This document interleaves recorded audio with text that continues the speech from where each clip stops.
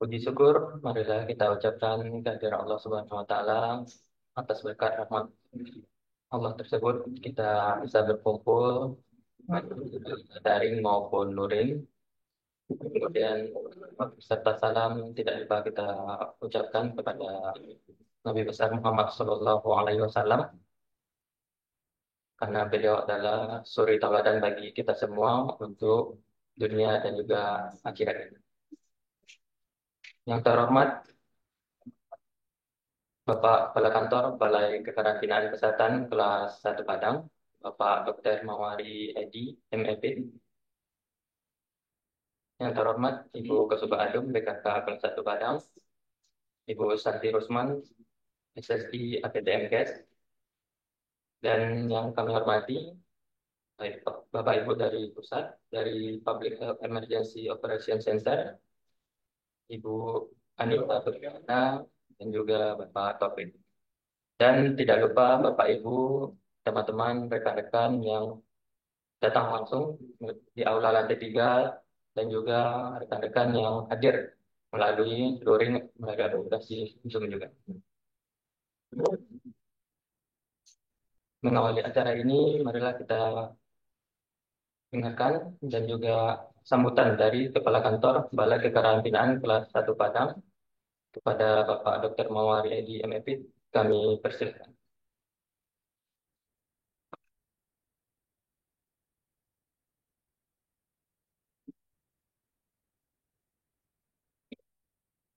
Bismillah. Assalamualaikum warahmatullahi wabarakatuh. Waalaikumsalam warahmatullahi wabarakatuh. Alhamdulillahirabbil alamin. Syukur kehadirat Allah Subhanahu wa taala sehingga pagi hari ini kita bisa memulai rangkaian kegiatan pembelajaran tematik untuk teman-teman di internal Balai Kekarantinaan Kesehatan kelas 1 Padang. Insya Allah ini akan menjadi agenda rutin kita yang akan dilanjutkan nanti dengan tema-tema lain. Hari ini kita akan mendapatkan kesempatan untuk membahas tentang COVID-19. Untuk yang berikutnya nanti akan diatur lebih lanjut oleh teman-teman di instalasi kediklatan. Terima kasih kepada teman-teman dari kantor pusat, dari BIOC, Anissa ya, dan juga dari BEM, Dr. Nasir, berkenan hadir untuk membersamai proses diskusi ini. Diharapkan nanti memang proses untuk diskusi ini akan lebih interaktif, di mana teman-teman yang memang selama ini ditugaskan secara tim di PKK Padang untuk melakukan monitoring, pengawasan, dan kajian terkait dengan COVID-19 di lingkup PKK Padang dan lingkup Provinsi Sumatera Barat bisa mendapatkan insight yang lebih banyak. Diharapkan nanti dari sini kita akan mendapatkan pemahaman yang lebih mendalam dan luas terkait dengan perkembangan COVID-19. Dan tidak hanya di substansi COVID-19 saja, tetapi juga aspek-aspek diagnosis kerja yang mungkin nanti akan terkait dengan COVID-19. Jadi pada saat kita menjadi petugas surveillance, maka sesungguhnya kita tidak hanya melihat COVID-19 sebagai satu kasus, tapi juga melihat faktor-faktor lain yang akan berkaitan dengan terjadinya COVID-19 dan juga diagnosa penting. Kemudian nanti teman-teman bisa mengikutinya dengan antusias dan sementara nanti setelah diskusi kita harapkan dia tim kerja bisa memberikan respon dengan pertanyaan, diskusi, masukan dan lain-lain. Dan setelah itu dari kantor pusat, dari Dr. Nasir dan Mbak Nisa nanti bisa memberikan pengkayaan terhadap proses yang dilaksanakan. Mudah-mudahan nanti ini nggak lama, karena kalau terlalu lama nanti ngomongin yang lain. Dan satu cara cirinya nanti kalau kita udah keluar topik berarti udah saatnya kita kemudian nanti waktu 1 jam efektif bisa kita manfaatkan secara maksimal. Silakan nanti berproses di akhir nanti bisa ada rekomendasi atau take home message gitu ya, ada simpulan yang bisa kita ambil untuk dalam pelayanan kekarantinaan di Padang. Terima kasih. Mungkin cukup itu untuk sementara. Saya menyimak nanti untuk proses selanjutnya. Silakan dimoderasi dengan baik oleh Abdan. Terima kasih. Bila bagi saya. Assalamualaikum warahmatullahi wabarakatuh. Waalaikumsalam warahmatullahi wabarakatuh. Terima kasih pada Bapak Dr. Mawari Mepit dalam memberikan kata sambutannya. Baiklah Bapak Ibu, rekan-rekan dan teman-teman sekalian di luring maupun di daring, untuk penyajian nanti untuk pembelajaran tematik COVID-19 ini kita alokasikan waktu untuk penyajian 15 menit. Dan untuk pertanyaan dan tanggapan nanti udahan dulu. Di akhir sesi nanti kita buka diskusinya untuk pertanyaan. Yang kemudian untuk mentor nanti dari tim pusat juga boleh merespon pada saat pemaparan materi dan juga tampil. Dan juga kami ingatkan untuk absensi awal ini kita buka selama 10 menit dan akan kita bagikan di ruang chat. Baiklah, untuk mempersingkat waktu, kami mintakan pada tim COVID-19 untuk melakukan pemaparan materi. Kita alokasikan waktu 15 menit. Pada Desi Ramadhani, MDKes, kami persilakan.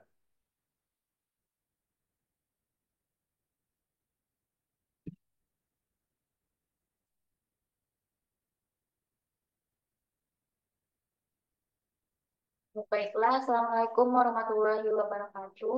Waalaikumsalam. Tanpa mengurangi rasa hormat, langsung saja. Saya perwakilan dari tim COVID-19 ingin memaparkan tim Coronavirus Disease 2019 atau yang sama-sama kita kenal COVID-19.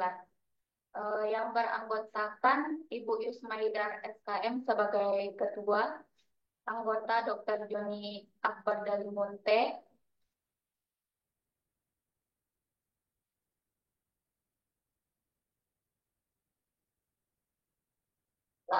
Mardia Esket, Abdel Hardianto SKM, dan saya sendiri Desi Ramadhani AMDK, dan Vera Oktaviani AMDKM. Baiklah, coronavirus disease 19 atau COVID-19 yaitu infeksi akibat virus SARS-CoV-2, terutama menyerang saluran pernapasan. Infeksi saluran pernapasan dari mulai yang ringan sampai berat dan mengancam jiwa. COVID-19 merupakan pneumonia yang disebabkan oleh virus corona, dapat disertai dengan komplikasi. Yang pertama, acute respiratory distress syndrome atau ARDS, 2 sepsis dan shock sepsis, 3 gagal jantung, dan 4 kematian. Pengertian lain dari coronavirus yaitu merupakan keluarga besar virus yang menyebabkan penyakit pada manusia dan hewan. Pada manusia biasanya menyebabkan penyakit infeksi saluran pernapasan, mulai flu biasa hingga penyakit serius, seperti Middle East Respiratory Syndrome atau MERS, dan sindrom pernapasan akut berat atau Severe Acute Respiratory Syndrome atau SARS. Coronavirus jenis baru yang ditemukan pada manusia sejak kejadian luar biasa muncul di Wuhan, Cina pada Desember 2019. Kemudian diberi nama Severe Acute Respiratory Syndrome Coronavirus 2 atau SARS-CoV-2 dan menyebabkan penyakit coronavirus disease 2019, COVID-19. Wabah tersebut dideklarasi oleh WHO sebagai Public Health Emergency of International Concern pada 30 Januari 2020. Pada 11 Februari 2020, WHO nama resmi tersebut yaitu SARS-CoV-2 dengan nama penyakit COVID-19, dan di seluruh dunia kasus terus bertambah di berbagai negara, termasuk di luar Cina. Pada tanggal 2 Maret 2020 di Indonesia sudah terdapat 2 kasus positif COVID-19. Penyebab virus SARS-CoV-2 yaitu virus zoonotik replikasi di sitoplasma sel binatang, seperti unta, kucing, kelelawar, dan ulat. Mortalitas 2-3%, masa inkubasi 1-14 hari. Penularan virus SARS-CoV-2 yaitu dari binatang ke manusia dan manusia ke manusia. Penularan dari manusia ke manusia yaitu melalui droplet saluran nafas seperti batuk dan bersin, menyentuh benda atau permukaan yang terdapat virus dan menyentuh mulut, hidung, atau mata sebelum cuci tangan.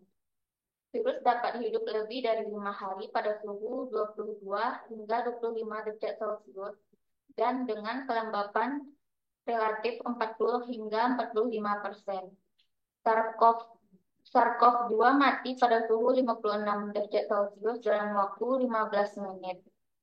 SARS-CoV dapat diinaktivasi oleh sinar UV, kondisi basah dengan pH di atas 12 atau dengan kondisi garam dengan pH di bawah 3. Manifestasi klinis yaitu bervariasi tergantung imunitas tubuh. Virulensi kuman mulai dari tidak bergejala, gejala ringan hingga progresif sampai mengancam jiwa. Demam disertai gejala flu, batuk, dan nyeri kepala, infeksi saluran pernapasan atas dan atau bawah disertai kesulitan bernapas atau sesak napas, hilangnya penciuman atau anosmia, dan hilangnya pengucapan agusia, diare terutama setelah virus menyerang saluran pencernaan, fatigu atau letih, lemah lesu. Pada kasus yang berat terdapat gejala pneumonia dengan gambaran ronsen toraks atau CT scan abnormal. Batuk darah, limfopenia dapat disertai dengan komplikasi ARDS, gagal jantung, gagal ginjal, sampai kematian. Berikut merupakan tanda dan gejala umum COVID-19 yaitu demam, batuk kering, sakit tenggorokan, sakit kepala, lemas, dan sesak napas. Diagnosis COVID-19. Yang pertama, anamnesa, riwayat kontak dengan kasus probable atau terkonfirmasi COVID-19. Klinis, ISPA disertai atau tanpa anosmia, hilang penciuman, dan agusia, hilang pengucapan. Pneumonia dengan atau tanpa komplikasi. Laboratorium, leukopenia, RDT antigen, PCR swab, fungsi organ, hati, ginjal, hematologi, analisis gas darah, radiologis, fotoronsen, CT scan, dan pemeriksaan lain sesuai indikasi. Berikut gambaran dua pasien dari Wuhan, Cina yang terkena SARS-CoV-2 dengan pneumonia.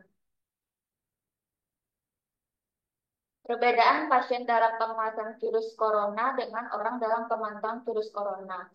Gejala hampir sama, namun jika pasien sudah disertai dengan pneumonia ringan hingga berat.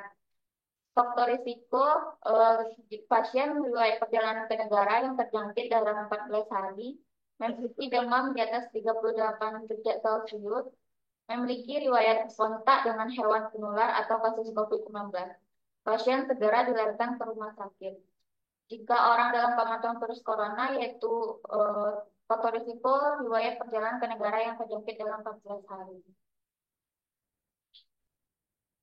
Pencegahan virus corona disease 2019 yaitu transmisi dikurangi dengan mencuci tangan rutin, menghindari menyentuh mata, hidung, dan mulut sebelum mencuci tangan, menggunakan masker medis atau bedak, menghindari kontak dekat dengan orang yang sakit dan barang personal lainnya, menerapkan etika batuk dan bersin, melakukan pola hidup bersih dan sehat, memasak produk hewan sampai matang atau safety food, diet sehat, exercise cukup, tidur cukup, dan jika sakit ringan, minum cukup, tinggal di rumah dan istirahat. Jika tidak membaik atau khawatir dengan gejala, segera ke fasilitas layanan kesehatan. Menurut Peraturan Menteri Kesehatan Republik Indonesia Nomor 23 Tahun 2023 tentang Pedoman Penanggulangan Coronavirus 2019 atau COVID-19, seiring dengan perkembangan situasi global, pada tanggal 5 Mei 2023, WHO telah mencabut status PHEIC atau Public Health Emergency of International Concern atau kedaruratan kesehatan yang meresahkan dunia (KKSD) dengan mempertimbangkan beberapa aspek, yaitu penurunan angka kesakitan dan angka kematian, tingkat hunian rumah sakit, dan tingkat kekebalan baik yang diperoleh dari vaksinasi maupun infeksi alami. Sejalan dengan pencabutan PHEIC pada tanggal 21 Juni 2023, Presiden Jokowi mengumumkan bahwa saat ini Indonesia telah memasuki masa endemi. Pemerintah juga telah melakukan penyesuaian regulasi yang mengatur mengenai pandemi COVID-19 dengan diterbitkannya Keputusan Presiden Nomor 17 Tahun 2023 tentang penetapan berakhirnya status pandemi coronavirus 2019 di Indonesia. Status endemi ini bukan berarti COVID-19 telah hilang, melainkan berada dalam situasi yang terkendali. Meski masih ada kemungkinan munculnya varian baru yang berpotensi menyebabkan peningkatan kasus dan kematian, oleh karena itu kewaspadaan dan kesiapsiagaan perlu dijaga. Pedoman ini memberikan panduan tentang penanggulangan COVID yang terintegrasi dan berkelanjutan. Strategi penanganan kasus COVID-19 yaitu penanganan kasus secara aktif. Dilakukan melalui kunjungan rumah, pengawasan dan pemeriksaan kepada pelaku perjalanan yang menunjukkan gejala klinis infeksi pernapasan akut di pintu masuk negara dan domestik baik melalui bandar udara, pelabuhan, dan pos lintas batas negara. Surveillance sentinel influenza-like illness atau ILI dan Severe Acute Respiratory Infection (SARI) dan Surveillance Sentinel Syndrome. Sedangkan penemuan kasus secara pasif dilakukan di fasilitas pelayanan kesehatan melalui verifikasi informasi dari media sosial, dan sumber lain yang bisa dipercaya. Pemeriksaan tersangka COVID-19 yang datang ke fasilitas pelayanan kesehatan. Pemeriksaan tersangka COVID-19 yang telah melakukan tes mandiri COVID-19 dengan hasil positif. Surveillance sentinel influenza-like illness, ILI, dan Severe Acute Respiratory Infection (SARI), dan surveillance syndrome lainnya. Penemuan kasus harus dilakukan dengan pemeriksaan laboratorium melalui pemeriksaan swab antigen dan atau swab PCR. Terhadap kasus yang telah dikonfirmasi laboratorium, dilakukan pencatatan dan pelaporan cepat kepada puskesmas dan atau dinas kesehatan setempat melalui aplikasi yang terintegrasi dalam Satu Sehat. Terhadap kasus yang telah terkonfirmasi COVID-19, melalui pemeriksaan swab antigen dan atau swab NAAT, tetap dilakukan pelacakan kontak erat. Untuk kontak erat yang bergejala wajib dilakukan pemeriksaan swab antigen dan atau swab NAAT. Sedangkan kontak erat yang tidak bergejala tetap dilakukan pemantauan mandiri selama 3 hari. Penemuan kasus untuk mengantisipasi penyebaran COVID-19 dapat dilakukan oleh semua unsur dan kelompok masyarakat melalui koordinasi dengan dinas kesehatan setempat atau fasilitas pelayanan kesehatan. Berikut tren kasus COVID-19 di dunia, di Indonesia, dan di Provinsi Sumatera Barat pada minggu pertama hingga ke-22 tahun 2024. Jumlah penambahan kasus terkonfirmasi di dunia pada minggu ke-1 hingga ke-22 tahun 2024 terdapat kasus sebanyak 20.322.027 kasus. Tren kematian kasus terkonfirmasi COVID di dunia dengan total kematian atau total kasus terkonfirmasi pada minggu ke-1 hingga minggu ke-22 menghasilkan case fatality rate atau angka kematian kasus sebanyak 0,28%. Tren kasus COVID-19 terkonfirmasi di Indonesia pada minggu ke-1 hingga ke-22 tahun 2024 terdapat kasus sebanyak 7.394 kasus. Dengan kematian, total kematian dibagi total kasus terkonfirmasi, yaitu menghasilkan eh, CFR 0,29%. Ini merupakan tren kasus suspek COVID-19 di Provinsi Sumatera Barat. Jumlah kasus suspek COVID-19 di Sumatera Barat pada minggu ke-1 hingga ke-22 tahun 2024 sebanyak 489 kasus dengan 0 kematian. Sebanyak 489 kasus suspek COVID-19 di Sumatera Barat ini terdiri dari Kota Sawalunto sebanyak 300 suspek kasus, Kota Padang 180, Kota Payakumbuh 8 kasus suspek, dan Kabupaten Pesisir Selatan sebanyak 1 suspek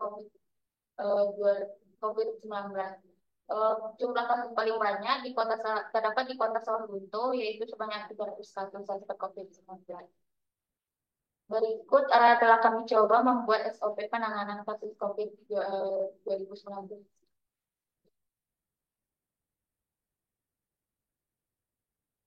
Sekian paparan yang dapat saya berikan. Mohon saran dan masukannya. Sekian, terima kasih. Wassalamualaikum warahmatullahi wabarakatuh.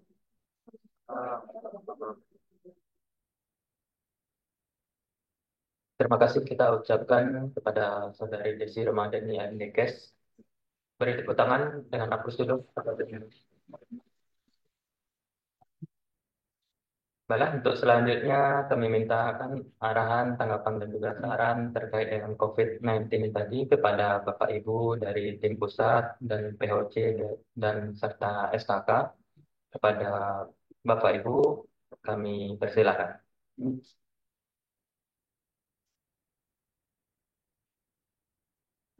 Izin, Assalamualaikum warahmatullahi wabarakatuh. Apakah suara saya terdengar? Terdengar dengan jelas. Baik, izin saya perkenalkan dulu. Mungkin um, Bapak Ibu Ibu Kakak belum terlalu mengenal saya karena di PHOC. Perkenalkan, saya Anissa dari PHOC. Dan saya tidak sendiri untuk COVID-19 ini, ada Mas Taufik juga dari PHOC juga.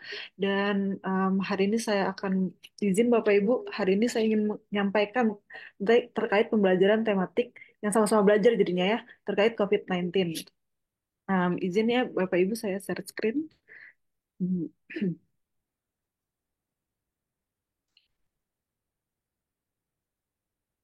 Apakah sudah terlihat Bapak Ibu? Sudah terlihat. Baik. Em, Kabar hari ini COVID-19 ini sendiri di BKK pasti sudah pernah yang namanya input atau beraksana terkait COVID-19. Mungkin dari Bapak Ibu, apakah yang pernah langsung terjun terkait pelaksanaan COVID-19? Apakah semuanya yang ada di sini ikut terjun waktu saat 2020 sampai 2022 mungkin yang lagi tinggi-tingginya? Terjun semua pemeriksaan. Semuanya ya Pak? Hampir semua. Semua terjun semua. Berarti sudah sangat ini ya mengenal terkait COVID-19. Yang tadi juga sudah dijelaskan oleh dari BKK Padang juga terkait COVID-19. Tadi sudah ada penjelasan teori-teorinya terkait udah bisa pengambilan datanya juga terkait kasus kumulatif Indonesia juga, gimana kematian kasusnya saat ini. Nah, langsung masih ingat dong dengan ini kan tabel biru dulu kan dashboard COVID-19 di mana kita semua itu per hari untuk melihat update per harian gitu ya Bapak Ibu. Lalu ini di minggu kedua-dua infografis dari PHOC dari surveillance. Jadi kasus konfirmasinya sekarang 36 kasus. Jadi beda banget kan Bapak Ibu sama 2022 mungkin yang tinggi-tingginya bahkan satu hari itu bisa 10.000 gitu kan. Sekarang kasus konfirmasinya 36 kasus, tes minggunya ada 2.107, kematiannya sekarang 0, terus post rate-nya itu 1,71%, rawatannya 45 bed dan rawatan isolasinya itu 154 bed. Nah, ini update terakhir di minggu kedua-dua. Tuh, Bapak Ibu. Next. Nah, di sini ada perbandingan tren kasusnya karena dari pandemi ke non endemi kan Bapak Ibu. Jadi kita lihat tren kasus per variannya dari yang awal pertama kali varian itu ada Alpha sampai yang sekarang Omicron XBB gitu kan. Di sini terlihat di mana puncaknya, berapa total kasus puncaknya terakhir. Dulu pas Delta itu sampai 50.000. Omikron sampai 55.000. Mungkin Bapak Ibu juga, apalagi BKK ya, sudah pasti memonitoring terkait COVID-19. Gitu. Ya, selanjutnya, karena sekarang apa sih perbedaan dari masa pandemik dan pasca pandemik? Karena kan tadi sudah dijelaskan oleh BKK kan terkait bagaimana COVID-19, tata laksananya COVID-19, lalu pengertian dari COVID-19 itu sendiri, yang dari pandemik ke pasca pandemik, gitu kan. Nah, untuk perbedaannya, untuk kebijakan-kebijakannya pasti berbeda yang tadinya em, fokus di COVID-19, monitoring tiap hari kan Bapak Ibu. Jadi di sini ada PSBB-nya dari mulai April, terus ada SE-nya terkait COVID-19 yang pasca pandemi, diambil pada masa krisis. Nah, apa sih perbedaan masa pandemi dan pasca pandemi? Kalau kita lihat di masa pandemi ini, indikator prioritas kita tuh kasus konfirmasi, kematian. Jadi indikator banyak sekali yang kita pantau di monitoring. Baik pusat, baik daerah, provinsi, semua dari lintas sektor itu memfokuskan prioritas di kasus kematian, angka testing, hospitalisasi, rasio, bahkan sampai ke pengukuran faktor risiko penggunaan masker, mobilitas, cuci tangan, semua tuh dipantau gitu. Nah, dipantaunya itu kasus harian, bahkan ada yang setiap beberapa jam mungkin pimpinan atau dari atasan tanya ini update COVID berapa gitu. Nah, berarti kan kalau dari pusat sendiri kan frekuensinya tuh harian juga gitu dipantau. Nah, pasca pandemi ini setelah angka COVID-19 turun, bahkan sudah ada pencabutan juga pasca pandemi itu apa yang dilihat, apa yang dipantau, apakah semuanya dipantau? Nah, yang dipantau ini hanya beberapa Bapak Ibu. Jadi kasus konfirmasi, kematian kasus, hospitalisasi, tren varian COVID-19. Nah, ini frekuensi yang tadinya harian itu berubah menjadi turun, jadi mingguan.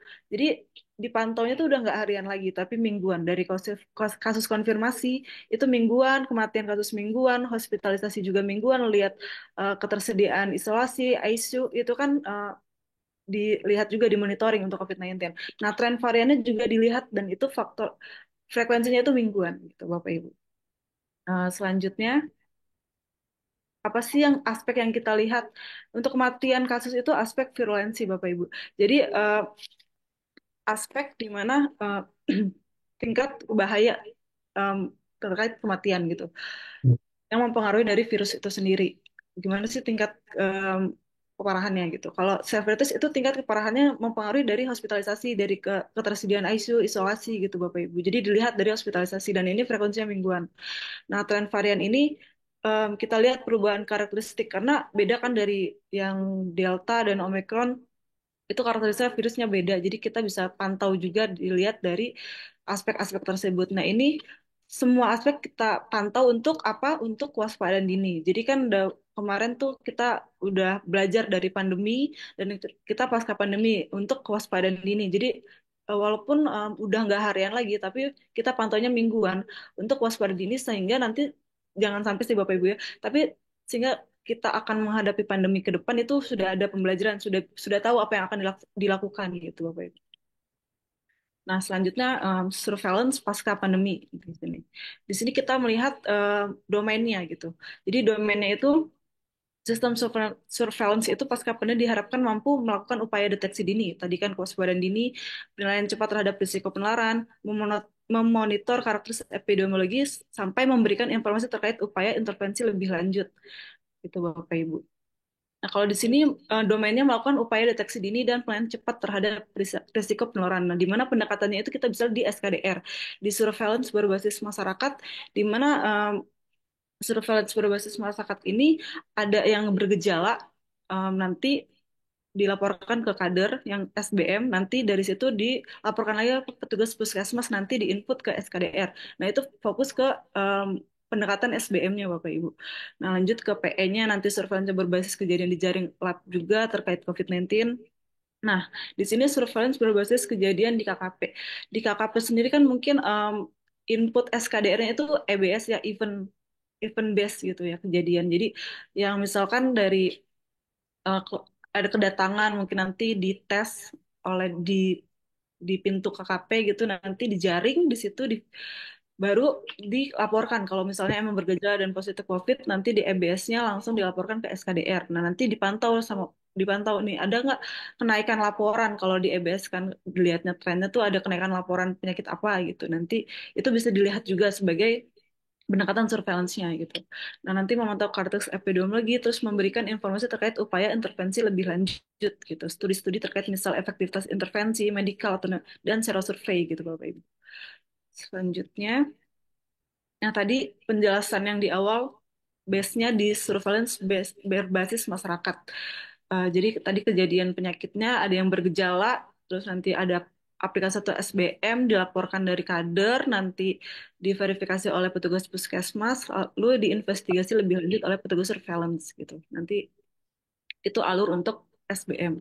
Nah, yang selanjutnya event base yang pasti Bapak Ibu udah sangat familiar terkait event base karena mungkin Bapak Ibu juga udah pernah input langsung ke event base SKDR terkait gimana sih caranya melaporkan yaitu Bapak Ibu melaporkan langsung dari em, ini ada kejadian ada gejala langsung petugas surveillance dari KKP bisa melaporkan ke IBS langsung gimana menjelaskan kronologinya terus menyebutkan identitasnya juga em, hasilnya juga bisa dilaporkan ke IBS SKDR gitu Bapak Ibu. Kalau di sini, nah di pintu masuk keluar oleh KKP bisa dilihat ini alurnya. Nah, ini alurnya kejadian peningkatan positivity rate-nya gimana, terus nanti pelaporan dari petugas surveillance ke EBS SKDR, data yang dikumpulkan itu hasil positif, gejala rumor, jumlah kasus. Langsung responnya itu verifikasi dengan petugas surveillance dinas kesehatan setempat karena kita kan koordinasi ya terkait COVID-19 ini, lalu penanggung jawabnya petugas surveillance di lab puskesmas gitu, hasil positifnya, hasil labnya apa gitu. Nah, selanjutnya integrasi Elisari dengan COVID-19. Jadi yang kita pantau selain COVID-19 tuh kasus yang memenuhi eh, apa ISPA gitu, ILI pneumonia COVID-19 kan itu dipantau juga oleh SKDR. Nah, di sini DO-nya dulu nih Bapak Ibu mungkin yang infeksi saluran pernapasan ILI ini dilihatnya dari demam yang lebih dari 38 derajat dan batuk dan tidak lebih dari 10 hari dengan pengukuran suhu pada pasien datang ke puskesmas. Nah, itu DO-nya. Mungkin Bapak Ibu juga sudah biasa terlihat di SKDR juga. Terus kasus influenza yang kasus itu yang konfirmasi itu kasus ILI positif yang berdasarkan konfirmasi lab melalui pemeriksaan real time gitu, RT-PCR yang berdasarkan protokol WHO. Gitu. Nanti pelaksanaan pelaporan dari petugas surveillance, sentinel, lalu berjenjang seperti dari pelaporan petugas, petugas surveillance, puskesmas gitu. Nah, data yang dikumpulkan tadi formulir investigasi ILI, identitas, informasi medis dan faktor risiko. Nah, respon yang dilakukan tuh pemeriksaan lab terintegrasi terkait influenza dan COVID-19 berdasarkan SOP. Nah, penanggung jawabnya petugas surveillance dan penanggung jawab sentinel puskesmas sentinel ILI. Selanjutnya COVID-19 dalam SKDR. Nah, pemantauan COVID-19 dalam SKDR ini ada pemantauan tadi yang disebutkan karena fokusnya ke ISPA. Jadi tren mingguannya dilihat dari pneumonia juga, ILI juga, dan suspek COVID-19. Karena tiga data ini kan ada ya di SKDR, di IBS. Dan itu dipantau tiap minggunya. Nah, mungkin DO-nya, Bapak Ibu, kita samakan semua. Jadi pneumonia ini pada usia di bawah 5 tahun, ditandai dengan batuk, tanpa kesulitan pernapas disertai dengan tarikan dinding dada. Jadi TDK dan gambaran radiologi fototorak menunjukkan infrat paru akut gitu frekuensi nafas berdasarkan usia penderita. Nah, di sini ada kategorinya sendiri 2 bulan, 2 sampai 12 bulan. Nah, ini juga ada di DO SKDR gitu. Nah, tadi ILI juga sudah disampaikan terkait yaitu demam dan demamnya lebih dari sama dengan 38 derajat Celcius disertai batuk kurang dari 10 hari. Nah, suspek COVID-19 ini orang yang memenuhi salah satu kriteria klinis, jadi demam akut, ada batuknya, terus minimal punya tiga gejala, punya demam atau batuk, lemas, sakit kepala. Jadi ada tiga gejala dari semua gejala yang ada di sini, Bapak Ibu. Nah, sama demam 38 derajat sampai hampir mirip-mirip dengan ILI, makanya sama kayak kita pantau juga pneumonia dan ILI dan suspek COVID-19 gitu Bapak Ibu. Jadi di sini ditambahi dengan membutuhkan perawatan rumah sakit atau anosmia. Tadi udah dijelasin juga sama BKK gimana sih melihat gejala-gejala COVID-19 sendiri itu gimana. Nah, yang suspeknya seperti ini gejalanya, terus seseorang yang memiliki riwayat kontak juga, ini juga perlu dipantau terkait konfirmasi riwayat kontak dengan COVID-19 gitu. Nah, seseorang dengan hasil pemeriksaan rapid positif sesuai dengan RDT. Nah, ini juga memang udah pasti suspek COVID-19 gitu Bapak Ibu. Nah, kita lanjut. Hmm, Nah, penularan sejak COVID-19. Jadi kita nilai dari ancamannya, dari kerentanannya, dari kapasitasnya. Nah, studi lainnya itu yang bisa kita dari surveillance pasca pandemi ini, kita seroprevalence studi, terus studi efektivitas vaksin, terus efektivitas obat-obatan, sama dengan studi efektivitas intervensi non medis. Lanjut. Oke. Selanjutnya jenis data nih Bapak, jenis data dan sistem pencatatan dan pelaporan. Kalau di sini kita lihat di bawah itu EBS KKP, di mana sistem pencatatan dan pelaporan itu ada EBS SKDR, karena Bapak Ibu semua itu eh, akunnya itu untuk input EBS SKDR, di mana jenis datanya data deskriptif laporan kejadian di KKP, nanti keluarnya laporan berbasis kejadian dan peningkatan tren pelaporan kejadian in and out. Nah, kalau di PHOC ini misalkan seandainya dari KKP langsung ada laporan ke EBS SKDR dan oleh PHOC itu oleh menjadi spot trap, di mana tiap harinya dilaporkan ke pimpinan, kita kasih tanggalnya, terus kronologinya juga, terus identitasnya juga, dan hasilnya juga dilaporkan gitu dari EBS SKDR. Jadi itu kita input, kita olah menjadi spot trap di tiap harinya. Jadi kalau ada pelaporan dari KKP dan itu pelaporannya banyak, misalnya tren pelaporannya kok dari KKP ini banyak nih, ada pelaporan COVID-19. Nah, itu perlu dilihat lagi nanti, hasil dari spot trap-nya, hasil dari nanti dari PHOC akan berkoordinasi juga dengan dinas dan sebagainya terkait laporan berbasis kejadian ini. Jadi EBS ini walaupun emang tidak mingguan seperti IBS, tapi tetap kita pantau terkait tren pelaporannya. Nah, sumber data yang digunakan tadi sebenarnya oleh BKK sudah sudah banyak ya sumber datanya, dari web Infem, dari Kemenkes, dari COVID-19. Nah, kalau mungkin Bapak Ibu pernah login untuk All Record, nah di All Record ini banyak sumber data COVID dari kasus sampai ke spesimen gitu. Mungkin Bapak Ibu ada yang masih punya akun All Record, nah dari situ data-data sebenarnya sudah banyak, sudah bisa dianalisa juga tuh Bapak Ibu. Nah, lanjut ke dashboard board. Nah, karena tadi mungkin belum ada apa hospitalisasi di BKK dari PPT sebelumnya. Jadi hanya fokus kepada kasus, karena kita di pasca pandemi juga harus harus fokus juga dengan hospitalisasi, ketersediaan dari bed itu juga harus perlu dipantau, dimonitoring juga. Mungkin Bapak Ibu bisa lihat di rekap bor di sini di COVID-19. Ini ada ketersediaan isolasi, terus tempat tidur, ICU, dan semua ketersediaan untuk COVID-19.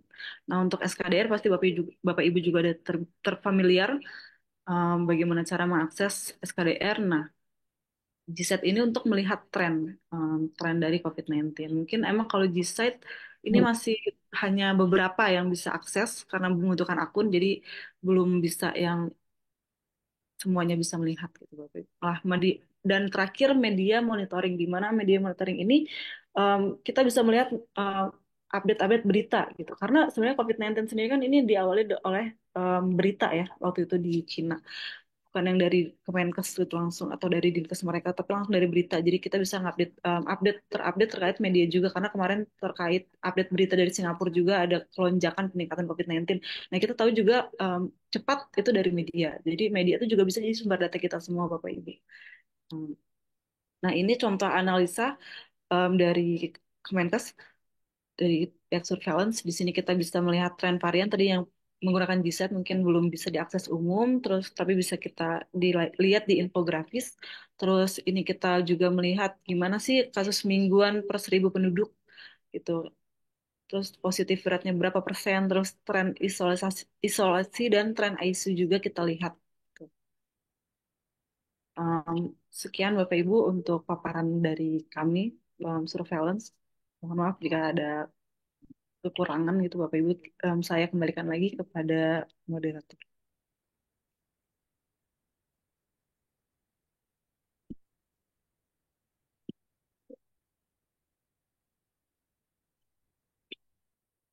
Baik, terima kasih kepada Ibu Anissa atas paparannya. Selanjutnya dari tim pusat dan juga dari PLC, apakah masih ada lagi yang tanggapan, saran, atau masukan yang terkait dengan COVID-19?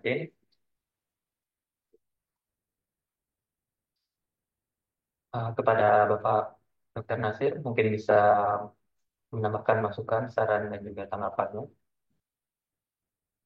Baik, terima kasih. Assalamualaikum warahmatullahi wabarakatuh. Waalaikumsalam. Ya, selamat pagi. Saya mengucapkan terima kasih banyak atas kesempatan yang diberikan kepada kami. Em, di sini kita surprise sekali ya dengan KKP yang apa namanya memiliki inisiatif untuk kita saling belajar gitu ya, terutama masalah penyakit. Jadi tidak cuma nanti berkutat di masalah data, tapi juga di masalah pendalaman penyakit satu persatu. Saya kira dari sekian lama saya di Kemenkes baru kali ini sih dari KKP ada yang sampai apa namanya minta mentoring per penyakit gitu ya. Ini tentu sangat diapresiasi sekali. Terima kasih banyak Pak Kepala DKK Padang ya yang sudah memberikan inisiatif yang luar biasa. Baik, saya mungkin tidak paparan, cuman saya apa namanya apa namanya mengkritisi atau memberikan masukan-masukan terhadap paparan yang sudah dibuatkan oleh tim dari BKK Padang. Saya kira ini bagus sekali ya paparannya. Hanya saja ada beberapa yang mungkin perlu kita cermati. Kalau misalnya paparan ini mungkin apa ya namanya eh, pap- apa namanya dalam tataran menyampaikan terkait dengan eh, penyakitnya saja gitu ya. Sementara kalau namanya di BKK atau dulunya KKP yang punya punya tusi cegah tangkal gitu, itu harus melakukan pekerjaannya itu atau perannya itu berdasarkan data gitu ya, berbasis data sehingga apa yang akan dilakukan untuk pencegahan dan penanggulangan di pintu masuk ya sebagai penjaga pintu masuk itu sudah berbasis data, baik data dari global, kemudian data dari nasional maupun data dari wilayah. Ya, jadi di dalam paparan tadi mungkin masih perlu perlu ditambahkan kembali data-data yang cukup krusial, apa namanya tidak cuma sebatas tadi kurva-kurva yang seperti demikian, tapi juga dianalisis. Mungkin tadi bisa dibantu dengan yang tadi sudah disampaikan oleh Mbak Anissa dari PHOC juga, analisis datanya kurang lebih, cara menganalisis datanya kurang lebih seperti demikian. Em, jadi dari data global itu dikumpulkan, kenapa kita harus lebih waspada dan apa yang harus dilakukan, kemudian data nasional seperti apa dan sebagainya. Jadi ada gradasi penampilan data dan itu sebagai sumber epidemiologi. Tentu kalau kalau di BKK kan masih ada ini ya, masih ada Japung epidemiologi ya istilahnya gitu ya. Masih ada Japung epidemiologi. Jadi itu harus yang harus diperkuat itu dari data epidemiologi secara global, kemudian dari nasional dan kemudian dari provinsi atau wilayahnya itu sendiri yang perlu disampaikan dan di situ perlu disinggung juga peran KKP di dalam apa namanya merespon data itu seperti apa. Itu mungkin yang perlu di apa namanya digarisbawahi. Selanjutnya apa namanya eh, ini yang mungkin saya cermati di sini referensinya mungkin masih apa namanya loncat-loncat atau bagaimana ya ngambilnya ya. Em, apakah ngambilnya itu dari pedoman, pedomannya pedoman yang mana? Karena perlu apa namanya perlu kita flashback kembali bahwa pedoman COVID itu sendiri kan yang memang bentuk atau judulnya itu pedoman itu sampai kita keluarkan 5 kali, ya sampai keluarkan 5 kali. Jadi ada sampai 5 kali dan yang terakhir itu sebelum sebelum dinyatakan ini ya sebelum dinyatakan eh, eh, apa kedaruratannya dicabut ya. Nah, itu sebelum kedaruratan dicabut kan ada keputusan Menteri Kesehatan nomor 4641 yang terkait dengan upaya penanggulangan dalam hal apa namanya pelacakan kontak, kemudian juga upaya surveillance dan sebagainya itu ada di KMK 4641 tahun 2021. Nah, itu yang terakhir sebetulnya itu yang banyak orang bilang bahwa itu pedoman yang keenam. Itu sebetulnya bukan sih, karena kita cuma merevisi di bagian surveillance-nya saja. Nah, di dalam KMK 4641 itu ada DO yang baru itu tidak lagi disebutkan ODP PDP. Nah, ini perlu perlu digarisbawahi. Mungkin itu kalau nggak salah itu ada di pedoman nomor 2, ya pedoman yang kedua ya, yang ada eh, ODP PDP nomor 2 atau nomor nomor 4 saya lupa. Nah, itu kemudian direvisi ke 5, kembali lagi ke istilah definisi suspek, suspek probable confirm. Jadi sudah tidak ada lagi PDP ODP, itu sudah dihapus. Jadi mestinya tidak perlu kita keluarkan lagi dalam kajian kepustakaan yang seperti yang saat ini. Jadi supaya lebih apa namanya kita fokus terhadap definisi operasional yang terbaru, sehingga kita dalam pembelajaran pun kita fokus sama yang baru gitu. Kecuali kalau memang ada kajian apa namanya timeline, ya timeline waktu bahwa kita pernah mengeluarkan apa namanya pedoman dengan definisi operasional seperti ini, kemudian berubah menjadi begini, berubah menjadi begini, berubah menjadi begini. Tapi kan ini enggak, karena tidak menjadi apa namanya timeline, maka apa namanya definisi operasional itu langsung difokuskan ke definisi operasional yang baru. Itu. Jadi perlu apa namanya merujuk kepada pedoman yang terbaru. Nah, kemudian referensi data pun perlu dicantumkan juga ya, terutama yang di bagian data data apa namanya global, kemudian data dunia, data Indonesia, kemudian data eh, eh, dari kalau yang dari provinsi itu ngambilnya dari SKDR ya. Tapi tidak ngambil dari yang apa namanya dari data yang memang sudah confirm misalnya gitu ya. Kalau di SKDR kan masih suspek kan. Nah, tidak ada yang ngambil dari data confirmnya itu sendiri. Sementara yang ngambil data confirm itu cuma Indonesia sama global. Nah, ini tidak dicantumkan sumber datanya ngambil dari mana. Eh, jadi kurang begitu jelas apa sumbernya dari mana. Misalnya kalau kalau global mungkin ini dituliskan dari ngambil dari WHO.int, tapi untuk yang Indonesianya kita ngambil dari infeksi emerging pun ini mungkin perlu di apa namanya perlu didetailkan kembali. Oke, terus apa ya? Ya, kemudian di apa namanya di Permenkes tadi kan nyebut juga Permenkes yang terakhir ya, Permenkes 23. Permenkes 23 itu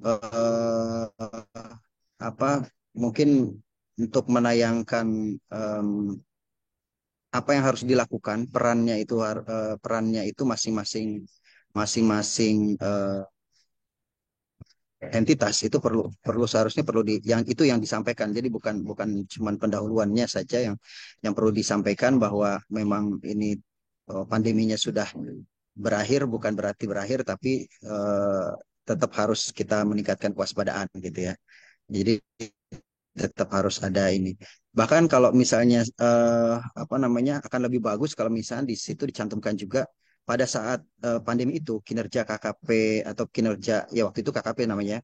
Kinerja KKP Padang waktu itu seperti apa kinerjanya, kemudian bisa di-highlight dari sejak pandemi itu seperti apa, kemudian sekarang setelah pasca pandemi itu apa yang dilakukan di BKK Padang. Kalau di apa slide yang dikirim ke saya itu ada SOP juga yang disampaikan di sini.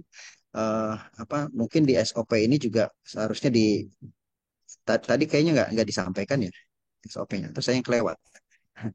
Ya, itu kan berarti istilahnya SOP yang memang dilakukan. Cuman evaluasinya pada saat itu seperti apa itu mungkin mestinya mestinya juga kita disampaikan juga di sana.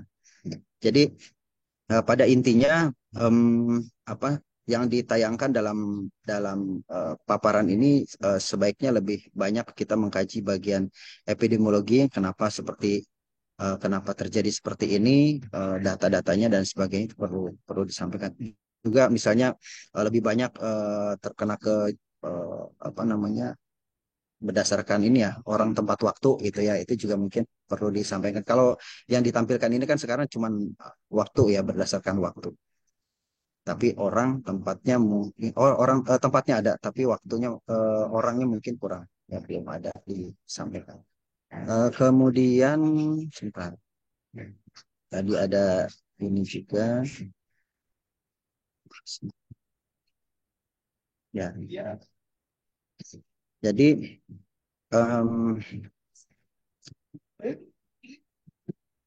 jadi mungkin nanti di sini juga perlu perlu disampaikan perlu disampaikan juga terkait dengan pernyataan Indonesia itu seperti apa. Kemudian apa ya? Oh ya, satu lagi yang tadi kalau misalnya dikaitkan dengan yang tadi paparannya Mbak Anissa itu terkait dengan penilaian risiko. Nah, penilaian risiko di Indonesia itu sendiri sebetulnya seperti apa terhadap COVID. Nah, ini perlu perlu disampaikan juga sebetulnya karena kita juga sudah pernah mengadakan apa interaction review beberapa kali, kemudian juga after action review beberapa satu kali ya di akhir. Dan kemudian kita juga mengadakan rapid response rapid risk assessment di akhir ya setelah Pak Presiden mengumumkan bahwa kedaruratan COVID di Indonesia dicabut, itu kita mengadakan rapid risk assessment juga terkait dengan kemungkinan dan dampaknya jika terjadinya COVID di 6 bulan mendatang setelah itu sampai sekarang itu. Jadi itu mungkin perlu perlu disampaikan juga. Artinya itu merupakan apa respon Indonesia ya respon Indonesia terhadap COVID di pasca pandemi juga. Nah, kemudian juga yang satu lagi yang perlu di ini lagi di highlight lagi adalah peran KKP-nya itu di mana gitu ya. Ketika misalnya eh, bagaimana cara KKP itu bisa mengetahui eh, kedatangan orang dari mana dan negara mana, kemudian risikonya seperti apa, kemudian alat angkut apa yang digunakan, kemudian apa yang dilakukan juga oleh KKP selama kondisi endemi seperti sekarang ini. Mungkin tadi sudah ada SOP-nya, tapi dalam pelaksanaannya seperti apa SOP-nya itu? Apakah sudah apa namanya bagus diterapkan atau tidak? Misalnya apa namanya peran surveillance itu sendiri baru bergerak ketika misalnya hasil antigennya positif, misalnya hasil antigennya positif ya. Nah, itu kan baru bergerak. Nah, ketika misalnya suspek itu apa yang dilakukan surveillance juga itu kan perlu perlu di ini juga karena seingat saya ketika misalnya ketemu suspek pun surveillance itu sudah langsung bergerak mengetahui siapa-siapa saja kemungkinan-kemungkinan kontak eratnya sehingga ketika misalnya ternyata ini positif itu sudah punya data yang cukup akurat dan cukup lengkap gitu. Mungkin eh, itu dulu barangkali nanti kalau misalnya ada tambahan lagi bisa kita diskusikan lebih lanjut. Kita aja terima kasih. Terima kasih kita ucapkan pada Bapak Nasir dan setelah hal ini banyak memberikan tanggapan dan juga saran kepada kita untuk saran yang lebih baiknya tadi, terutama tadi tentang peran KKP dalam penanganan COVID-19 ini. Ya. Nah, selanjutnya, apakah ada tambahan lagi atau saran dari Bapak Ibu sekalian dari tim pusat POC atau SKK? Izin Bapak. Ya, silakan kepada Ibu Dwi Anita dari Infem. Iya, terima kasih atas kesempatannya. Saya sama nih satu tim dengan Mas Nasir. Saya juga baru dijabri sama Mas Nasir. Jujur, eh, kami sangat mengapresiasi ya. Dulu kami di Infem awal-awal Pak, sebelum adanya COVID itu kami rutin melakukan ini ya Mas ya. Jadi memang saya kelas balik belakang dan kami luar biasa apresiasi terhadap KKP Padang. Mungkin kalau masukan sudah banyak disampaikan oleh Mas Nasir dengan Mbak Anissa, saya karena tim data, jadi saya fokus tadi kepada grafik yang dibuat oleh teman-teman BKK yang di tren ya, boleh ditampilkan untuk tren kasus COVID di global maupun yang di global utamanya tadi ya. Boleh bantu ditampilkan?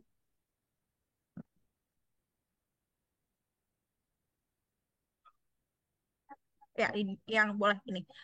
Mungkin baiknya nanti ketika ingin menampilkan grafik ini kan grafik kasus kumulatif ya. Nah di sini belum dijelaskan nih kalau ini ada grafik kasus kumulatif walaupun memang kenaikannya adalah kenaikan harian.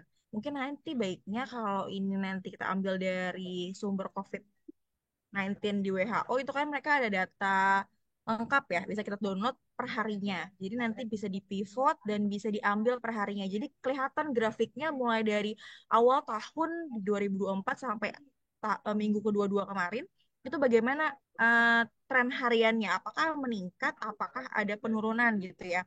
Mungkin nanti bisa dilihat nih, karena kalau di sini kan kita melihat ya kasus COVID pasti akan terus bertambah gitu. Sedangkan yang kita butuhkan bagaimana tren harian dari sejak awal tahun 2024 sampai minggu kedua-dua.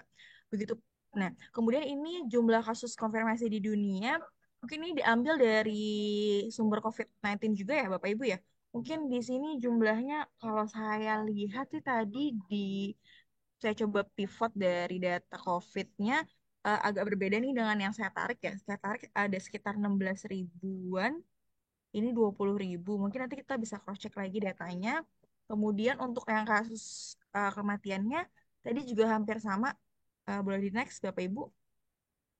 Ya ini juga hampir sama ya. Ini kan kasus kumulatif ya. Di sini harusnya dijelaskan aja nih nanti judulnya kita ganti tren harian kematian gitu ya. Biar kita kelihatan dari awal tahun sampai akhir tahun itu bagaimana eh, kenaikan atau penurunan kasus kematian di global seperti itu. Terus kemudian untuk CFR-nya mungkin nanti eh, dilihat dulu berapa jumlah kasus totalnya tahun 2024 ini. Kemudian ya benar dibagi dengan jumlah kasus konfirmasi pada tahun ini. Hanya saja jumlahnya mungkin berbeda dengan apa yang saya tarik di COVID-19. Nanti kita bisa cross check lagi di Bapak Ibu nih. Gitu. Terus kemudian tadi saya setuju dengan Mas Nasir, saya malah justru eh, penasaran gitu selama COVID 2020 sampai tahun 2023 mungkin ya, apakah eh, berapa banyak sih orang yang dari pintu masuk yang terdeteksi oleh KKP yang berhasil deteksi dan dia COVID gitu. Berapa berapa dari orang yang melewati pintu masuk BBKK Padang itu berapa orang yang lewat, kemudian ya berapa orang yang terscreening dan positif COVID gitu. Itu juga sebenarnya eh, sangat apa namanya membuat saya tertarik gitu ya untuk data tersebut. Mungkin sejauh ini dari saya itu masukannya. Terima kasih. Terima kasih kita ucapkan pada Bu Anissa tentang pesannya tadi, jadi peran BKK selama masa COVID tadi, dan juga tren data harian yang akan kita perbaiki datanya nanti sudah ditampilkan. Selanjutnya dari Bapak Redi mungkin atau Bapak Taufik, silakan. Ya, izin Pak, kalau dari ya, Silakan Pak. kalau kalau dari saya mungkin tadi udah disampaikan semuanya ya sama Mbak Nisa terkait dengan PPT yang sudah kita sampaikan. Jadi mungkin kalau dari kami saran dari kami ya selain mengapresiasi atas keinginan Bapak Ibu semua untuk mempelajari lebih dalam terkait masing-masing penyakitnya. Mungkin kalau untuk di surveillance pasca pandemi ini yang seperti disampaikan tadi, jadi kita bisa lebih fokus itu ke hal-hal yang sudah masa transisi ataupun untuk pemantauan selanjutnya. Jadi seperti yang tadi sempat disinggung juga untuk persiapan nih, kalau seandainya kita nggak ada yang tahu ya terkait dengan pandemi-pandemi ataupun kemungkinan-kemungkinan kejadian luar biasa yang mungkin bisa terjadi di masa mendatang. Jadi benar-benar si COVID ini bisa kita jadikan pembelajaran yang baik kayak gitu. Jadi untuk evaluasi dan juga untuk penguatan nih. Jadi di sistem surveillance kita yang sebelumnya mungkin bisa dibilang kurang terlalu jalan ya, terus langsung tergerak oleh pandemi COVID, langsung kita semua langsung berbenah seperti itu. Jadi kalau seandainya untuk benar banget dari yang Pak Nasir maupun dari Mbak Dwi Infem ya, yang sampaikan bahwasanya data ini sangat penting gitu untuk kita sebagai penentuan apakah ada kemungkinan kenaikan kasus ataupun bahkan hingga kemungkinan terjadinya KLB seperti itu. Jadi mungkin dari teman-teman dari BKK ini bisa memperkuat nih surveillance-nya, terus juga bisa memantau lebih baik lagi terkait tren-tren datanya. Tadi benar yang disampaikan Badwi juga, kalau seandainya itu bisa dilihat tren hariannya gitu. Jadi kita bisa tahu nih apakah tren kumulatifnya itu makin hari itu makin bertambah. Karena kalau seandainya digabung seperti tadi, yaitu secara otomatis makin lama makin naik gitu aja. Jadi kurang bisa menggambarkan situasi yang benar-benar terjadi dan kurang bisa memprediksi kasus-kasus yang bisa terjadi di masa mendatang. Seperti itu mungkin Pak tambahannya. Terima kasih. Ya, terima kasih kepada Bapak Taufik. Terakhir dari Bapak Randy. Apakah masih bersama kita?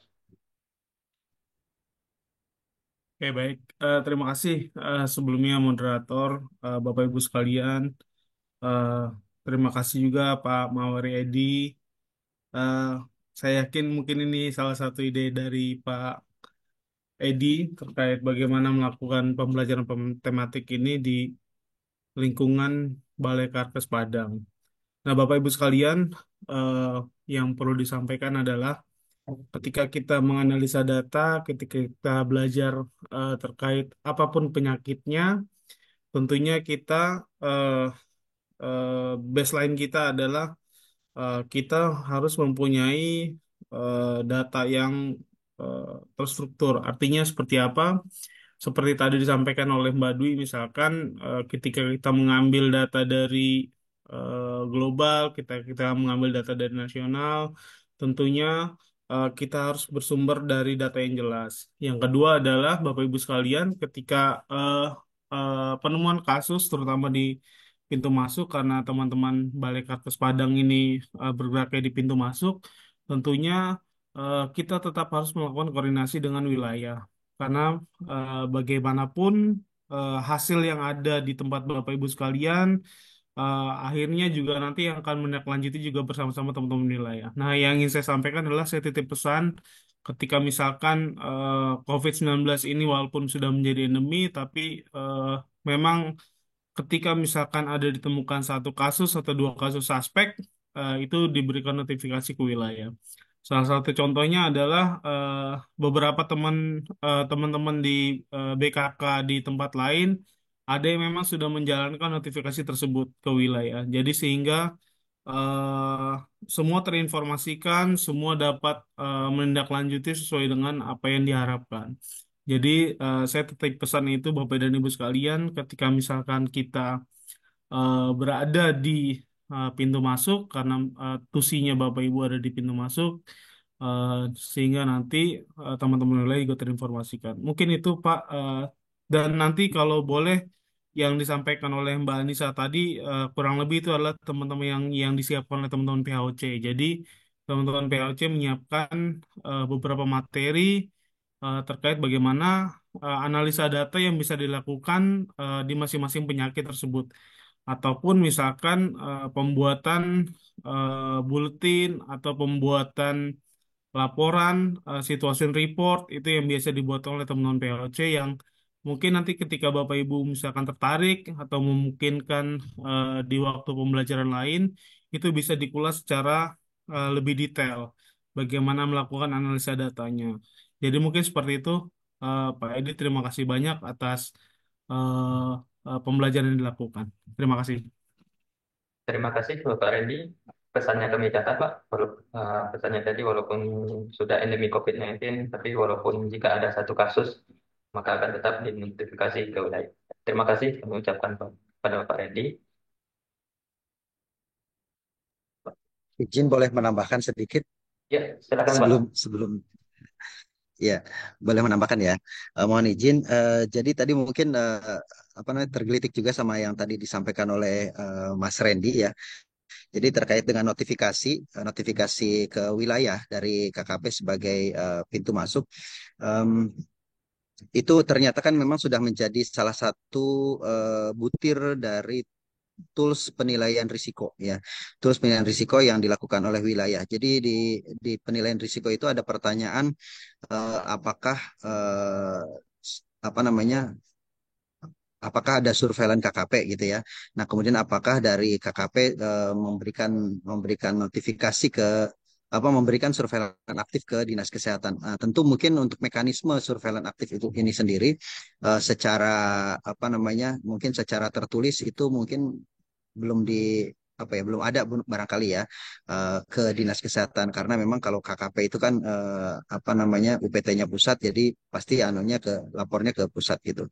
Nah, tapi ini menjadi salah satu satu penilaian risiko untuk menilai kapasitas surveillance-nya KKP gitu ternyata. Jadi bagaimana pintu masuk itu memberikan kontribusi dan berkolaborasi dengan Dinas Kesehatan sebagai otoritas wilayah. Karena walau bagaimanapun pintu masuk itu kan ada di wilayah yang punya otoritas sendiri, sehingga ketika misalnya ada kejadian apapun itu perlu dilakukan notifikasi secara aktif ke wilayah. Nah, namun yang diminta di sini bukan notifikasi yang sifatnya insidental, event based, tapi sifatnya indikator juga atau misalnya yang rutin.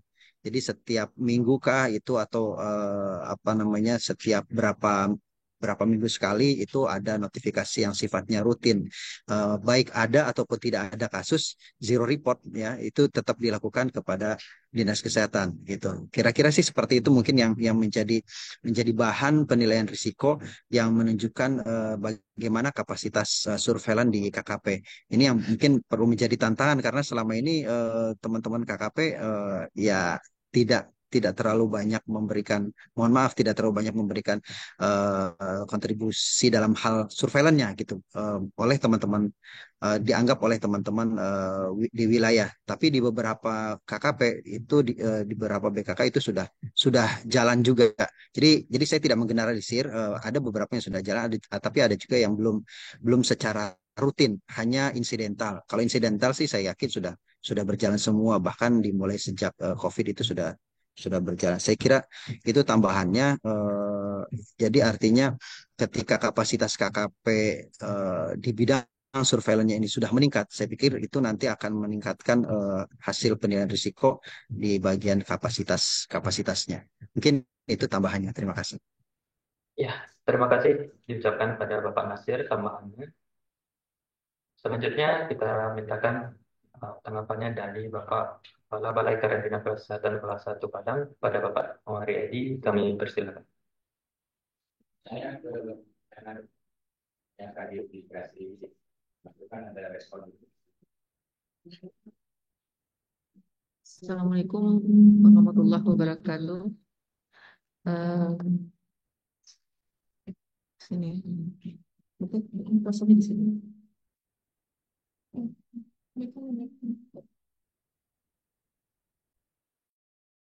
Terima kasih Pak atas kesempatan. Kenalkan nama saya Magdalena. Saya dari tim GAR 1. Terima kasih banyak kami sampaikan kepada seluruh mentoring yang telah memberikan saran dan masukan kepada kami semua. Dan tentunya ini harus kami jadi catatan bagi kami. Banyak sekali catatannya Pak yang mungkin ke depan yang harus kami kerjakan, terutama ini Pak terkait yang dari saran dari Pak Nasir. Kami cuma masalahnya tadi kan disampaikan oleh Bapak itu kita sudah menampilkan data menurut tempat dan waktu. Nah, orangnya ini Pak mungkin yang kami kesulitan mendapatkan datanya. Kalau untuk orang ini biasanya kan kami dapatkan datanya dari WHO INT sumber datanya dan SKDR sendiri Pak. Nah, untuk orang ini kira-kira kita dapat datanya bisa di mana nanti Pak? Mohon masukannya. Kemudian Pak terkait yang terakhir notifikasi. Nah ini yang mungkin akan jadi PR bagi kami untuk notifikasi mingguan yang akan dikirimkan ke Dinas Kesehatan itu yang perlu menjadi catatan bagi kami. Nah untuk yang saran-saran Bapak yang lainnya tentu akan kami follow up.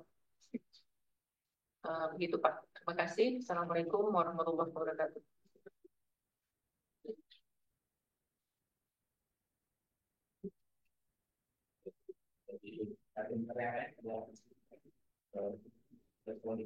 Ya, kami persilakan dari Katim Care dari 1, 2, 3, 4 serta 5. Baik, terima kasih. Izin moderator. Ya, silakan Pak Dendra. Assalamualaikum warahmatullahi wabarakatuh. Sebelumnya kami mengucapkan terima kasih juga kepada teman-teman dari PAOIC dan dari tim IMPEM, Pak Nasir dan Mbak Nisa dan sebagainya. Mungkin di sini saya sedikit ini untuk kita bersama dalam hal ini mungkin sudah banyak dikupas oleh Dr. Nasir tadi. Jadi mungkin saya sedikit mengarah ke aplikasi di lapangan. Mungkin saya sangat setuju seperti yang disampaikan terakhir tadi oleh Dr. Nasir itu bagaimana apa kita SOP kita. Karena dalam hal ini kalau dulu semasa COVID itu jelas ada aturan-aturan atau ada satgas eh, membuat aturan dalam pelaksanaan kita di pintu masuk. Karena dalam hal ini kalau kita di BKK tentu kita arahnya untuk menemukan penyakit tentu di pintu masuk. Dengan adanya apa sekarang pasca pandemi atau kondisi endemi sekarang eh, kebanyakan kita hanya melihat data-data. Tapi jujur, mungkin dalam hal ini untuk kita bersama, kondisi kita di lapangan mungkin kita ini dalam penemuan kasus karena sudah pada masa ini, endemi ini agak terabaikan.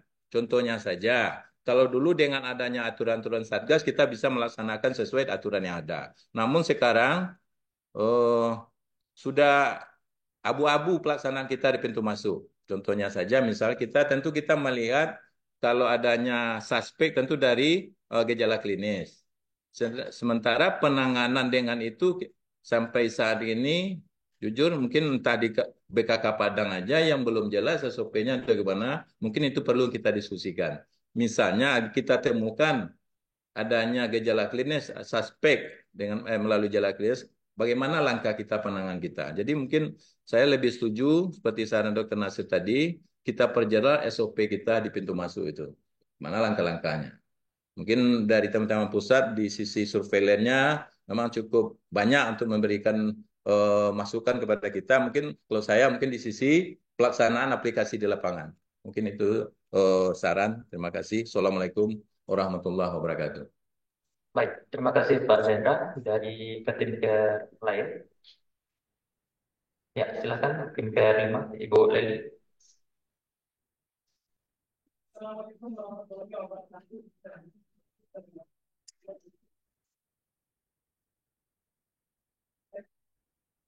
Perkenalkan saya Huda dari tim kelima. Yang ingin saya tanyakan, sekedar pemberitahuan, mungkin saya untuk surveillance, pengetahuan saya masih awam gitu ya. Saya cuma tahu surveillance cuma mengumpulkan data, mengolah data. Yang saya tanyakan, yang masyarakat banyak bertanya ke saya, teman-teman dan keluarga, itu tentang terkait yang isu yang kita dengar kemarin tentang vaksin AstraZeneca. Apakah memang itu ada kaitannya dengan pembekuan darah? Karena keluarga juga banyak yang memakai vaksin itu. Terima kasih. Ya, terima kasih Bu Leli. Sebelum kita memberikan kesempatan untuk ditanggapi, apakah masih ada dari peserta dari Bapak Ibu dari Luring? Pak Darwin. Silakan Pak Darwin. Terima kasih diberikan kesempatan kepada Pak. Memang kita pada pagi hari ini sangat dapat pembelajaran yang sangat luar biasa dari tematik pada pagi hari ini. Namun kalau saya berpikir cuma sebatas apa sih yang bisa dikerjakan oleh BKK tadi.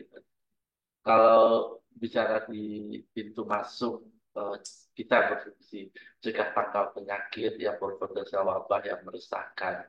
Itu kita melihat apa yang bisa kita lakukan oleh Balai Karantina Kesehatan.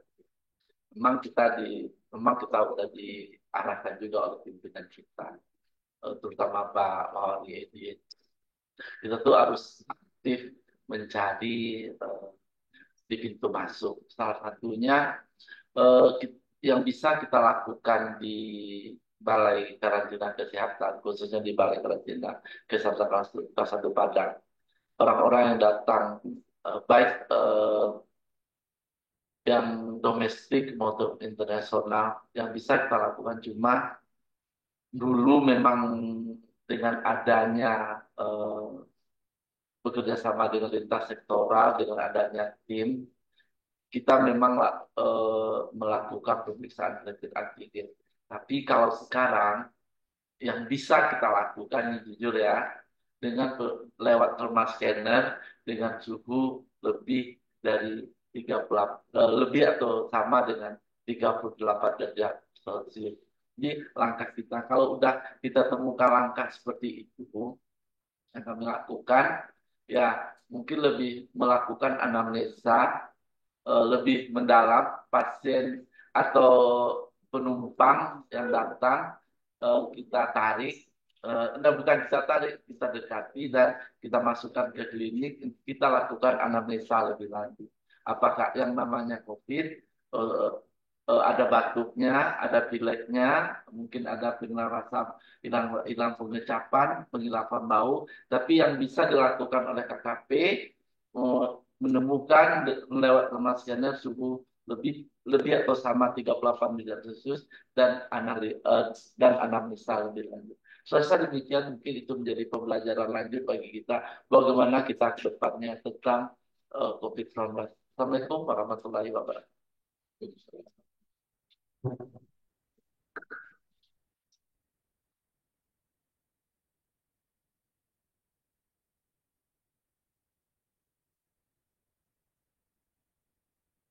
Itu tadi beberapa tanggapan dari beberapa ketinggian di Satgas Satu Padang. Silakan pada Bapak Ibu dari tim pusat jika ingin menanggapi dari tanggapan dari ketinggian yang tadi. Persilakan.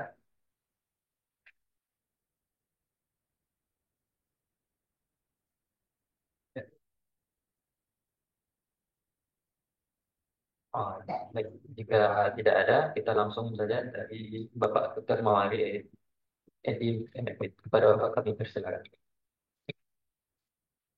Terima kasih. Dr. Nasir, Mas Taufik, Mbak Anissa kedua, sampai hasil nama Mas Teddy. Masukannya banyak. Alhamdulillah.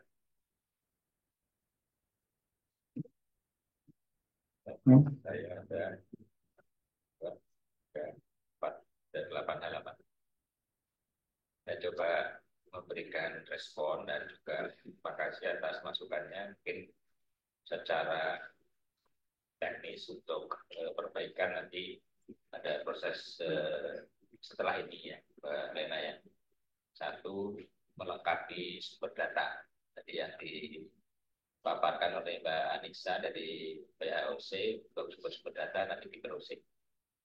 Dan juga tadi Mbak Anissa Ibrahim juga memberikan tambahan insight nanti untuk data nanti silakan untuk data Excel-nya dari WHO nanti bisa dicoba untuk bikin olahan grafik yang biar nanti akan ketemu grafik harian ya, atau mingguan. Jadi nanti ketemu naik turunnya kasus per minggu atau per hari, ya nanti kita bisa lihat itu sebenarnya kasusnya menurun atau bertahan. Kalau kumulatif memang kesannya akan naik terus.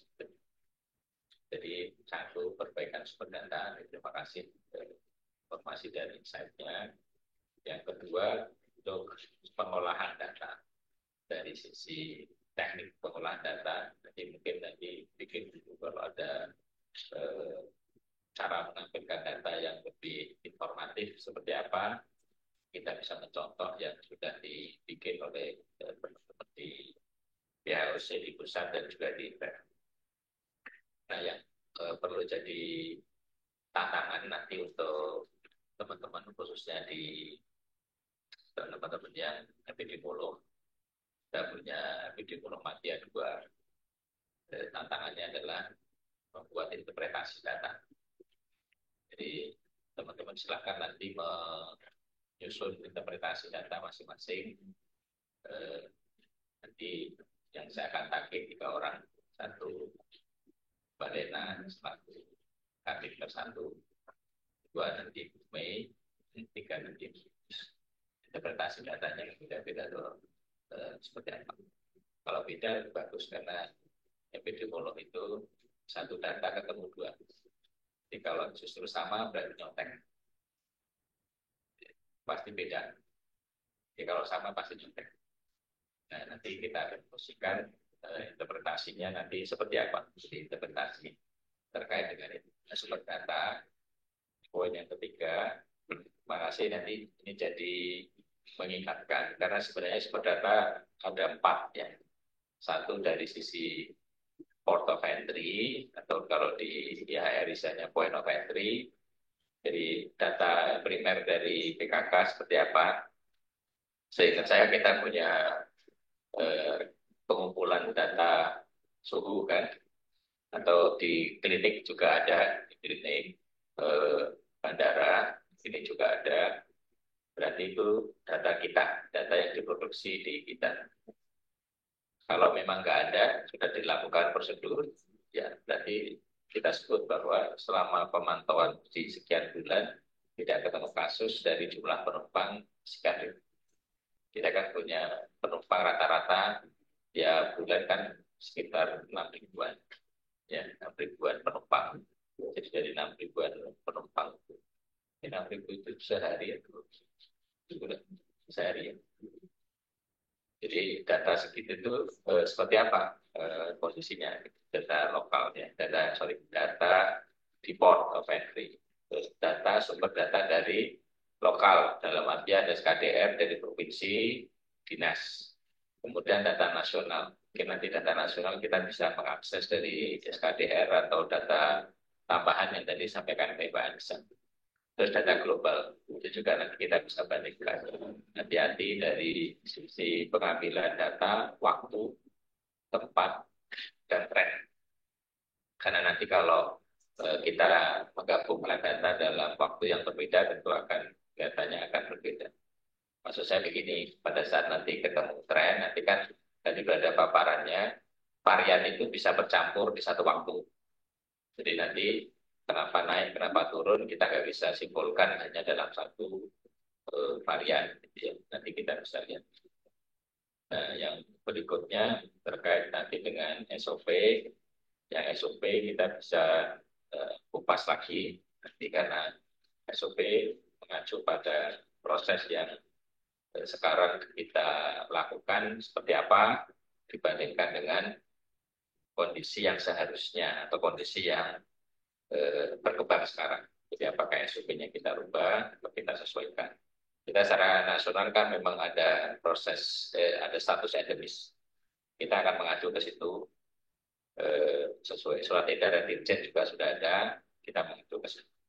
Nah yang jadi detailnya nanti aspek-aspek yang lebih teknis terkait dengan kriterianya, alur prosesnya, dan tadi notifikasi. Tidak diinginkan oleh Dr. Nasir untuk notifikasi.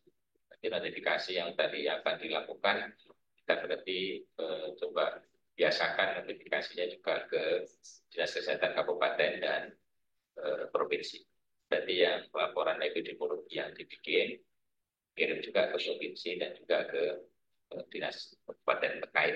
Kalau tim berarti ke Pariaman, ya. Pada Pariaman, berarti juga ke kota Padang dan juga ke provinsi. Nah, untuk hal-hal lain, saya kira nanti jadi pembelajarannya setelah pertemuan ini nanti tim yang bertugas yang di tim COVID melengkapi apa namanya data-data yang tadi disarankan sekali lagi untuk pembelajaran. Kalau tadi disampaikan oleh Dr. Nasir ada perubahan KMK sampai 6 kali, bagus juga itu nanti di retrieve, datanya diakses, per PMK-nya diakses sekedar untuk bahan perbandingan. Ya, jadi dikumpulin file PDF-nya, kemudian nanti di-share menjadi bahan bacaan nanti untuk tahu bahwa ternyata ada perubahan-perubahan yang harus kita ketahui. Dan koordinasi dengan rumah sakit yang ada di sekitar kita, baik itu di seluruh rumah sakit di kabupaten kota, termasuk rumah sakit yang di provinsi, karena nanti ada data hospitalisasi, itu juga perlu waspada kita untuk melihat. Jadi, dan yang menantang adalah peran surveillance di setiap tahapan. Kritisi dari Dr. Nasir tadi untuk surveillance hanya kelihatan pas waktu ada kasus, itu harus kita rubah. Karena surveillance itu seharusnya sebelum ada kejadian, matanya sudah jauh ke depan melihat risiko. Bukan nunggu dari laporan klinik, ada kasus, baru ibu telah. Justru kita berpikir mata uang. Jadi sebelum ada kasus, ada kewaspadaan, teman-teman yang di klinik, yang di tim tempat, itu posisinya mengkonfirmasi berdasarkan hasil pemeriksaan anamnesis. Tapi risiko juga harus kita lakukan jauh-jauh hari berdasarkan data epidemiologi. Sehingga sikap kita seperti apa untuk merespon setiap hari atau setiap minggu kondisi-kondisi yang ada. Jadi data epidemiologi itu akan hidup, akan menjadi bagian dari proses priority setting untuk operasional kita di karantina. Kalau kemudian ada kewaspadaan, disitulah peran kita bisa melihat. Dan nanti ini jadi catatan untuk interpretasi dari teman-teman epidemiolog, apa nih kewaspadaan kita berdasarkan data. Santai-santai saja, lakukan seperti rutin, atau ada kewaspadaan yang harus kita kerjakan berdasarkan alert yang muncul. Dan alert yang muncul itu detail, bukan karena nggak ada laporan, terus kemudian berarti nggak ada kerjaan. Yang harus dilakukan adalah data yang ada dari A, B, C, D menunjukkan situasi seperti ini, maka kita bersikap apa? Ya, bukan karena nggak ada laporan kita santai-santai gitu. Bukan gitu. Jadi nanti fungsi surveillance sebagai mata uang kita adalah melihat kejauhan situasi akan bisa dilakukan. Ini akan sekaligus menjadi pembelajaran kita untuk risk assessment dalam penilaian alat angkut, baik itu nanti pesawat maupun kapal. Yang itu kebijakannya sudah terbit dari Dirjen. Yang ini berarti akan menjadikan kita nanti lebih waspada, lebih precise ya, dalam mengambil langkah-langkah. Saya kira itu yang bisa kita ambil, dan mohon izin nanti ini direkam dan kita tayangkan untuk dijadikan bahan pembelajaran, bisa jadi masukan untuk teman-teman. Kita janji sebenarnya cuma sejam, jadi 1,5 jam. Kalau lebih dari itu biasanya kita udah ngomongin yang lain. Kalau kita belum ada respon, nggak usah dipaksa, nanti belum ada ide di kepala. Kalau daripada nanti ngomongnya di luar konteks, nanti kita renungkan proses pembelajaran itu nanti untuk dijadikan sebagai bahan pembelajaran yang pekannya. Jadi untuk yang tema berikutnya, silakan apakah kita nanti tetap minggu Selasa depan atau Selasa Lebaran. Lebaran ya. Bukan itu hari Libur, cuti ya di nasional. Iya, di nasional, Pak. Karena nanti di pekan berikutnya, pekan berikutnya ada hajian, ada haji itu lihat jadwalnya. Iya, kalau masih bisa nggak itu kita kerjain. Tapi selama proses ini yang tadi jadi bahan masukan untuk dilengkapi. Dan untuk dijadikan kita melepas tim nanti mohon bisa dibikin artikelnya atau laporan artikelnya untuk kegiatan ini, terus masuk perbaikannya tim yang kapan dan tolong nantinya ditayangkan, terus perbaikannya atau apa termasuk SOP ya, masukkan SOP, nanti kita bisa bahas. Untuk yang pertanyaan belum terjawab nanti menjadi pending issue. Tanya kayak apa lagi, bukan jadi kayak apa bicara kan luar konteks tapi nanti bisa kita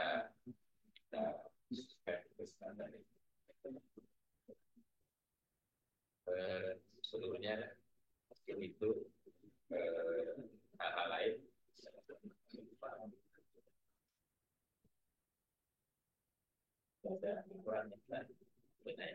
Laporan untuk sekaligus ucapan terima kasih kepada Direktur SKK yang sudah menjelaskan teman-teman. Nanti dari Mas Taufik, Dr. Basir, Ibu Anissa, Isabel, dan Anissa, kami nggak bisa ngasih honor. Kita minta juga. Dari apa dan satu saat bisa main ke Padang, palingan nanti kita traktir makan lancur-lancur. Kalau ngasih honor nggak bisa. Masa anak sibuk. Oke, terima kasih. Langsung untuk kita semua bisa berlanjut nanti dengan topik yang lain. Kita punya 20 topik yang akan kita bahas setahun dan selesai, tapi kita akan makin maju ke depan. Pidato kita ya. Assalamualaikum warahmatullahi wabarakatuh. Waalaikumsalam. Ya, silakan minum atau mencicipi konsumsinya. Peserta dari luring untuk menikmati hidangan di mejanya masing-masing. Baiklah, itu tadi tanggapan dari Bapak Kepala Balai Karantina Kesehatan Persatu Padang. Dan Apa foto? Lu lah foto kan lu kita tadi sudah kita rekam dan sekarang untuk kita foto kami buka kami harapkan pada Bapak Ibu semua untuk on cam di kamera. Oke, baik secara dari pun luring. Ya, persiapan di slide pertama dengan memberikan senyum yang paling manisnya. Iya. Oke, selanjutnya slide yang kedua, silakan. Oke, selanjutnya yang terakhir slide yang ketiga. Tadi, oke, itu saya tadi sesi dokumentasi secara online. Ya, terima kasih kami ucapkan juga kepada Bapak Ibu dari mentor dari pusat, dari Inven dan juga dari PLC. Dan ada Ibu Anissa, Bu Dwi Anissa tadi, Pak Nasir, Pak Randy, dan Pak Taufik. Ya, banyak saran yang diberikan kepada BKK Padang dalam presentasi tadi. Dari Pak Nasir tadi tentang referensi data dan juga peran BKK dalam merespon data. Ada referensi data dari KMK 4641 tadi tahun 2021 tentang panduan pelaksanaan, pemeriksaan, pelacakan, kekarantinaan, isolasi, dan pencegahan COVID-19. Dan juga tadi dari Bu Anissa bagian Infem itu tentang lebih ke tren data harian untuk penampilannya di media presentasi. Dan juga pada Bapak Taufik tadi ada berpesan tadi kemungkinan terjadi pada kasus lain selain COVID, sehingga kita lebih waspada dan lebih siap ke depan.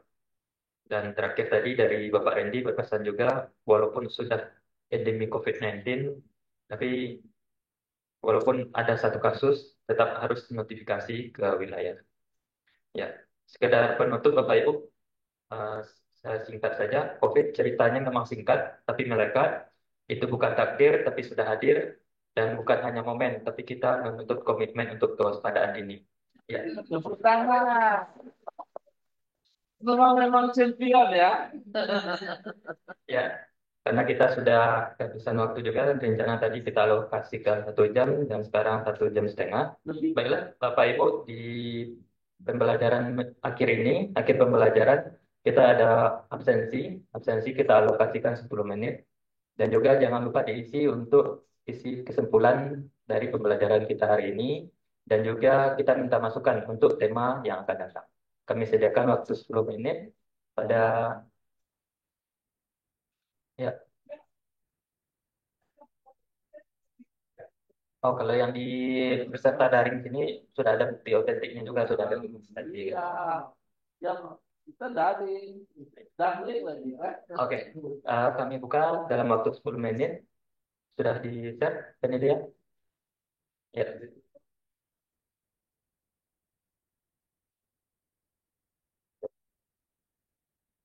Ya. Ya, kita buka nanti link absensinya. Kami mintakan pada Bapak Ibu untuk mengisi link absensi, kami sediakan waktu sebelum ini. Ya, untuk menutupi ini, udah banyak memakan waktu. Saya cuma ada pantun singkat. Putri Titian sahabat Aura Kasih. Cukup sekian. Terima kasih. Assalamualaikum warahmatullahi wabarakatuh. Aura kasih yang datang ya. Oke. Terima kasih Bapak Ibu. Kami izin live. Terima kasih Dr. Nasir. Ya, terima kasih Bapak Ibu, terima kasih Pak Zendra. Terima kasih. Izin live. Izin live Bapak Ibu, terima kasih. Ikuti Allah di ruangan. Ya udah Pak. Vaksin ini.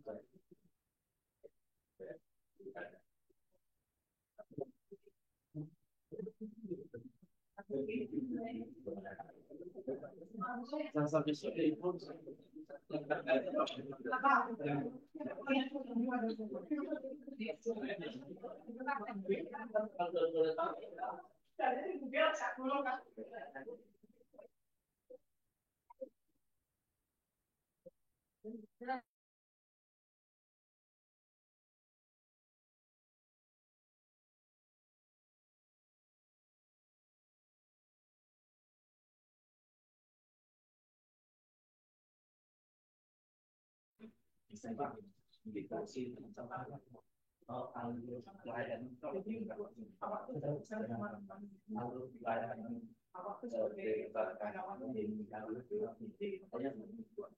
Kita udah buat istilah.